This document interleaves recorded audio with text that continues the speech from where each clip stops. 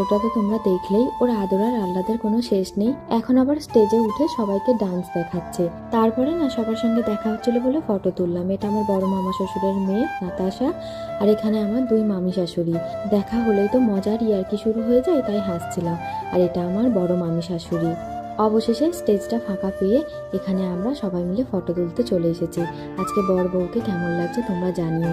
আর এখানে দুই দিদির সঙ্গে দেখা হয়েছে। ওরা তো আমাদের রিলেটিভ হয়, তার সঙ্গে ওরা না আমার ব্লগ দেখে বলছিল ওদের নাকি খুব ভালো লাগে, শুনেও ভালো লাগছিল। তারপরে সবাই মিলে ফটো তুলে এখানে চলে এসেছি খাওয়া দাওয়া করতে। অনেকটা রাত হয়ে গিয়েছে।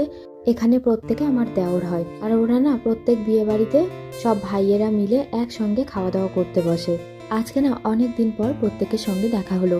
এই বিয়েবাড়িগুলোতেই না প্রত্যেকের সঙ্গে দেখা হয়, যাদের সঙ্গে হয়তো অনেক দিনও দেখা হয় না, বিয়েবাড়ি আসলে প্রত্যেকের সঙ্গে দেখা হয়ে যায়। তাই বিয়েবাড়িগুলো বেশ ভালোভাবেই কাটে। অনেকটা মজা আনন্দ করার পরে আমরা এখন সবাই মিলে খাওয়া দাওয়া করতে বসেছি। আর সানায়াকেও না আমাদের সঙ্গে খাইয়ে দিচ্ছি।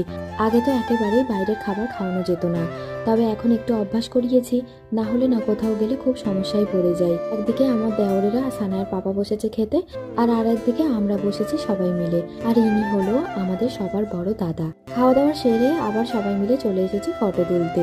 ওই আর কি যেটুকু বাকি ছিল। এটা আমার বড় দেওর আর ওর সঙ্গে সানায়ের পাপা। আর এখানে আমার সব দেওরেরা দাঁড়িয়ে গল্প করছিল। আর আমার ননদের শ্বশুরবাড়ির সবাই না বাড়িতে চলে যাচ্ছিল, যাওয়ার আগে বললাম একটা ফটো তুলে নিতে।